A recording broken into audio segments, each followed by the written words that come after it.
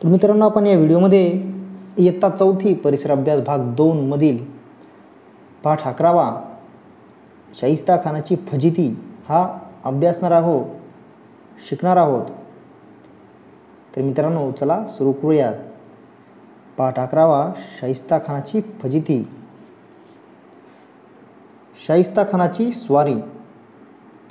शाहिस्ता खानाची स्वारी. तर विजापूरच्या आदिलशहाने जंग पछाडले, पण शिवरायांपुढे त्याचे काही चालले नाही. त्याच्या प्रत्येक सरदाराला शिवरायांनी चांगलाच हात दाखवला. शेवटी आदिलशहा जो आहे तो नरम झाला. त्याने शिवरायांशी तह केला आणि त्यांचे स्वतंत्र राज्य जे आहे ते मान्य केले. यामुळे काही काळ दक्षिणेची बाजू जी आहे ती सुरक्षित झाली होती. तर विजापूरच्या आदिलशहाने काय केलं तर जंग पछाडले. जे नाही ते केले शिवरायांना पकडण्यासाठी, शिवरायांना शरण आणण्यासाठी. पण शिवराय हे काही साधेसुधे नव्हते. शिवरायांनी त्याचे काही चलू दिले नाही. त्याच्या प्रत्येक सरदाराला शिवरायांनी चांगला साथ दाखवला. आपण बघितलं की आदिलशहाने जे काही सरदार पाठवले होते त्याला शिवरायांनी कसा धडा शिकवला. आणि शेवटी काय झालं तर आदिलशहा जो आहे तो नरम झाला. म्हणजे आदिलशहाने शिवरायाशी तह केला आणि शिवरायांचे जे स्वतंत्र राज्य जे आहे ते आदिलशहाने मान्य केले. आणि यामुळे काही दिवस दक्षिणेची जी बाजू जी आहे ती सुरक्षित झालेली होती. मग शिवरायांनी काय केलं तर उत्तरेतील मुघल जे आहेत, शिवराय मुघलांकडे वळले. त्याचं कारण असं होतं की मुघलांच्या स्वाऱ्यांनी काय झालं होतं तर महाराष्ट्राची जी आहे धूळधाण उडालेली होती. त्यावेळी दिल्लीला औरंगजेब हा मुघल बादशाह होता. त्यावेळी दिल्लीचा बादशाह होता औरंगजेब. आणि त्याच्या मुलखावर काय केलं तर शिवरायांनी स्वाऱ्या करायला सुरुवात केली. औरंगजेबाच्या मुलखावर शिवरायांनी स्वाऱ्या करायला सुरुवात केली. त्यामुळे बादशाह जो आहे औरंगजेब बादशाह चिडला. त्यांनी काय केलं मग आपला मामा जो आहे शाहिस्ता खान याला शिवरायावर पाठवले. शिवरायांचा बंदोबस्त करण्यासाठी औरंगजेबाने शाहिस्ता खान याला पाठवले. शाहिस्ता खान पुण्यावर चालून आला. त्याच्याबरोबर 52 लाख सैन्य होते. शाहिस्ता खानावर 52 लाख सैन्य होते. शेकडो हत्ती, उंट आणि तोफा होत्या शाहिस्ता खानाकडे. शिरवळ, शिवापूर, सासवड अशी गावे घेत शाहिस्ता खान आला. त्याने पुरंदर किल्ल्याला वेढा दिला. तो पुढेच येत होता. पण एकदा मात्र डोंगराच्या खिंडीत मराठ्यांनी त्याला गाठले. मराठे अतिशय चपळ, भीमथडी तटावर बसणारे, चटणी भाकरी खावी, अंगावर घोंगडी टाकावी आणि वाऱ्याच्या वेगाने डोंगरदऱ्यातून धावपळ करावी यात मराठे फार पटाईत होते. तर शाहिस्ते खाननं काय केलं तर त्याच्याकडे मोठमोठ्या तोफा होत्या, हत्ती, उंट होते. शिरवळ, शिवापूर अशी जी गावे आहेत त्याने असे गावे हे लुटत घेत आला तो. आणि त्याने काय केलं तर पुरंदर या किल्ल्याला वेढा दिला आणि तो पुढे येत होता. पण एकदा त्यानं काय केलं तर मात्र एकदा डोंगराच्या खिंडीत मराठ्यांनी त्याला गाठले. आणि मराठे हे कसे होते तर अतिशय चपळ होते, भीमथडी तटावर बसणारे होते, चटणी भाकरी खाणारे होते, अंगावर घोंगडी टाकावी आणि वाऱ्याच्या वेगाने डोंगरदऱ्यातून धावपळ करावी यात जे आहे मराठे फार निष्णात होते, पटाईत होते. त्यांना हे चांगल्या प्रकारे येत होतं. मराठ्यांच्या गनिमी काव्यामुळे शाहिस्ता खान हैराण झाला. कंटाळून त्यांनी काय केलं तर पुरंदरचा वेढा जो आहे तो उठवला, फिरंगोजी नरसाळा. मग शाहिस्ता खान काय केलं तर पुण्याकडे वळला. प्रथम त्याने चाकणचा किल्ला घेतला. शाहिस्ता खान काय केलं तर पुण्याकडे वळला. प्रथम त्याने चाकणचा किल्ला घेतला. चाकणच्या किल्ल्यात फिरंगोजी नरसाळा याने मोठ्या मर्दुमकीने शाहिस्ते खानाशी मुकाबला केला. 2 महिने फिरंगोजीने किल्ला लढवला, पण शाहिस्ता खानाच्या तोफखान्यापुढे त्याचा जो आहे टिकाव लागला नाही. फिरंगोजी नरसाळ्याच्या शौर्यावर शाहिस्ता खान खुश झाला. त्याने त्याला बादशाही चाकरीचे आम्ही दाखवले, पण फिरंगोजी बदलला नाही. तर फिरंगोजी नरसाळा जो आहे तो मोठ्या मर्दुमकीने शाहिस्ताखानाशी लढला. त्याने 2 महिने फिरंगोजीशी किल्ला लढवला. 2 महिने चाकणच्या किल्ल्यासाठी फिरंगोजी नरसाळा जो आहे तो शाहिस्तेखानाशी लढत राहिला. पण शाहिस्तेखानाकडे मोठमोठ्या तोफा होत्या, तोफखाना होता, दारुगोळा होता. त्यामुळे त्याचा टिकाव जो आहे शाहिस्तेखानापुढे लागला नाही. फिरंगोजी नरसाळ्याच्या या अफाट शौर्याबद्दल शाहिस्तेखानही त्याच्यावर खुश झाला आणि त्याने त्याला बादशाही चाकरीचे आमिष दाखवले. पण फिरंगोजी नरसाळा हा जो आहे तो स्वामिनिष्ठ होता, तो काही बदलला नाही. लाल महालात शाहिस्तेखान. शाहिस्तेखान पुण्यात आला. त्याने शिवरायांच्या लाल महालात मुक्काम ठोकला. त्याच्या फौजेने लाल महालाभोवती तळ दिला. 1 वर्ष गेले, दुसरे गेले, पण खान काही लाल महालातून हलेना. उलट तो अधूनमधून आपली फौज भोवतालच्या मुलखात पाठवी. रयतेची गुरेढोरे उडून आणि शेतीची नासधूस करी. अशा रीतीने त्याने पुण्याच्या भोवतालचा मुलूक उद्ध्वस्त केला.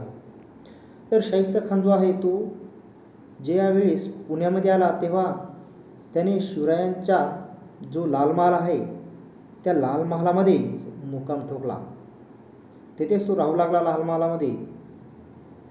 त्याच्या फौजेने जे आहे लाल महालाच्या भोवती जो आहे तो तळ दिला, जे तळ बसवला त्याने, आणि शाहिस्तेखान तेथेच राहू लागला.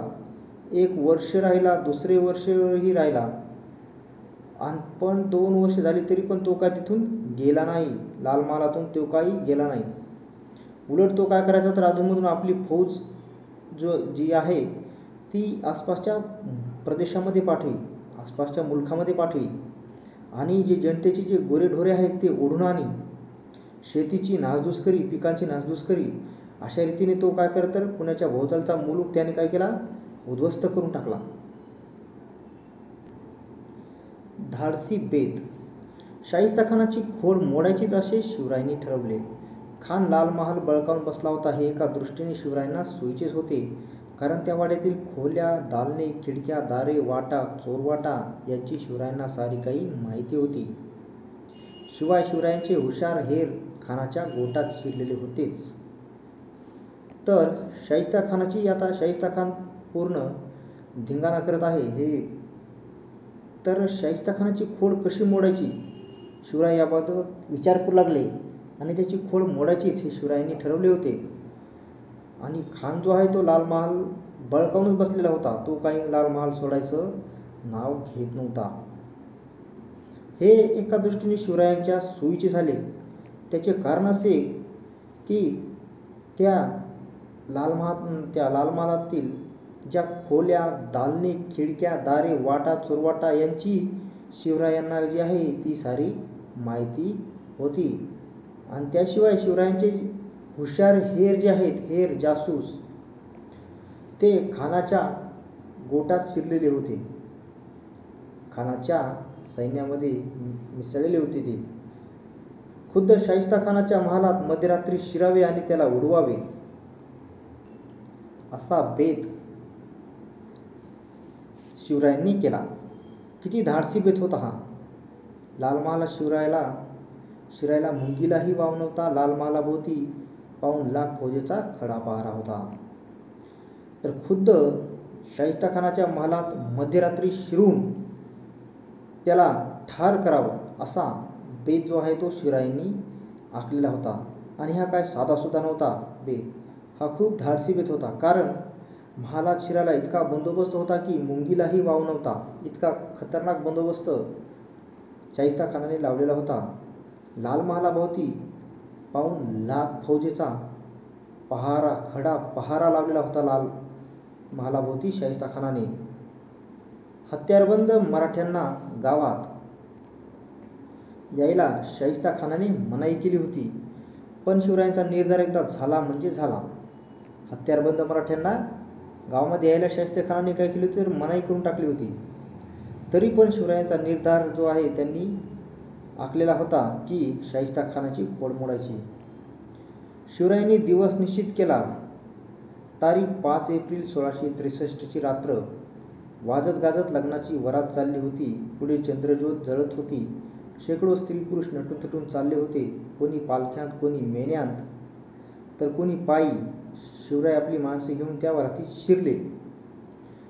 तर शिवरायांनी काय केलं तर शाहिस्तेखानाची खोड मोडायची आणि ती कोण्या दिवशी मोडायची त्याची तारीखसुद्धा निश्चित केली. आणि ती तारीख काय ठरवली तर 5 एप्रिल 1663.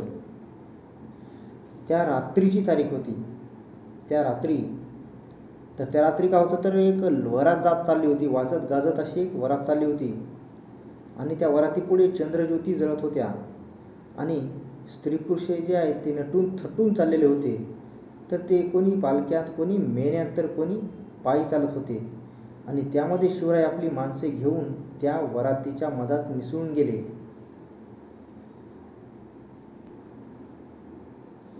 पुढे वरात पुढे निघून गेली. सर्वत्र सामसूम झाली. शिवराय आणि त्यांची माणसे लाल महालाच्या भिंतीकडे सरकली. यावेळी शाहिस्ता खान गाढ झोपलेला होता. शाहिस्ता खानाची खोड मोडली. तर वाड्याच्या भिंतीला भगदाड पाडून शिवराय आत शिरले. त्यांचा स्वतःचाच वाडा होता तो. त्यांना त्याचा काना कोपरा माहीत होता.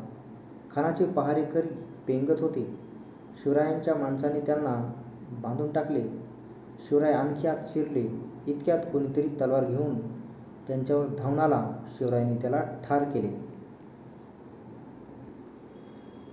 तर शिवरायांनी काय केलं, वाड्याच्या भिंतीला काय केलं तर एक मोठे भगदाड पाडले आणि त्या भगदाडामधून शिवराय जे आहे ते आतमध्ये शिरले. कारण त्यांचा तो स्वतःचाच वाडा असल्यामुळे त्यांना काय होतं तर त्या वाड्याचा काना कोपरा माहीत होता. जसे की आपल्या घराची सर्व माहिती असते त्याप्रमाणे त्यांना त्यांच्या त्या वाड्याची सर्व माहिती होती. कुठे काय आहे, कुठे काय आहे. आणि खानाचे पहारेकरी जे आहेत ते काय होते तर पेंगत होते.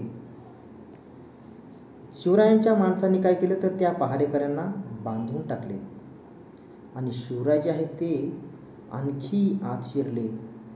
तेवढ्यातच काय केलं, कोणीतरी तलवार घेऊन शिवरायांच्या अंगावर धावून आला. तर शिवरायांनी त्याला काय केलं, ठार केले.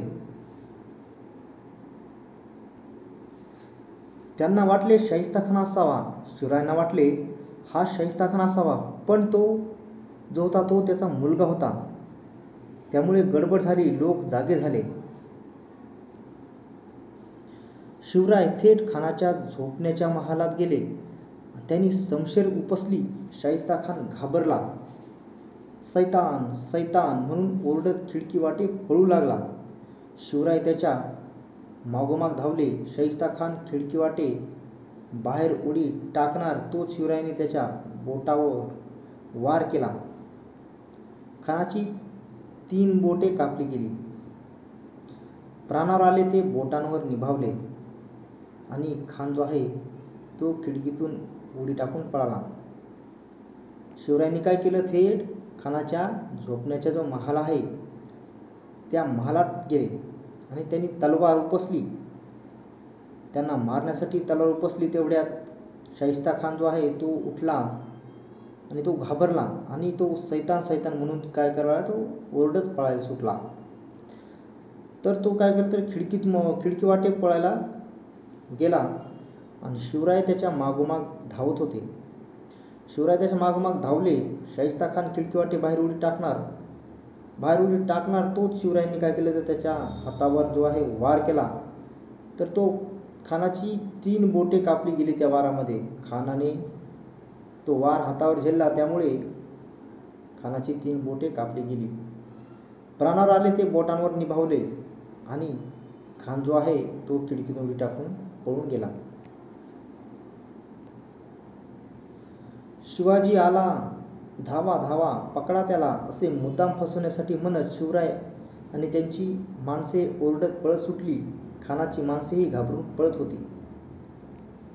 शिवाजी महाराज काय केलं तर शिवाजी आला, धावा धावा, पकडा त्याला असे मुद्दाम फसवण्यासाठी असे जोरजोरात म्हणत शिवराय आणि त्यांची माणसे जी आहे ती ओरडत पळत सुटली. तर त्यामुळे काय झालं तर खानाची माणसे जी होती ती घाबरून पळत होती.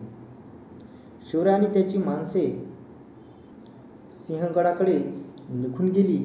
खानाची माणसे शिवरायांना रात्रभर शोधतच राहिली.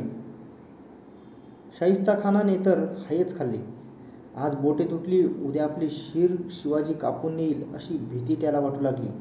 औरंगजेब बादशाला हा प्रकार समजताच त्याला भयंकर राग आला. तो शाहिस्ताखानावर नाराज झाला. त्यांनी फरमान काढून खानाची रवानगी जी आहे ती बंगालमध्ये केली. तर या घटनेमुळे शाहिस्ताखानाची बोटे तुटलेली होती. तर त्यामुळे शाहिस्ताखान जो आहे तो खूप घाबरून गेला होता. त्याने हाय खाल्ली होती. तो खूप भीतीने तो एक प्रकारे बिमार पडला होता. उद्या आपले शिर शिवाजी कापून येईल. आज बोटे तुटली, उद्या शिरही जाईल.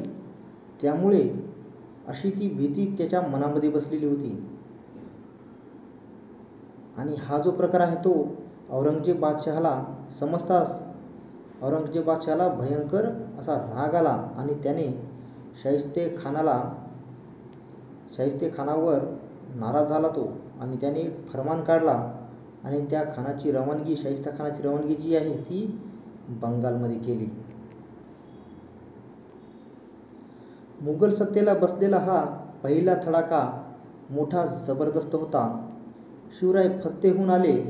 तोफा उडाल्या. साऱ्या महाराष्ट्रात आनंद झाला.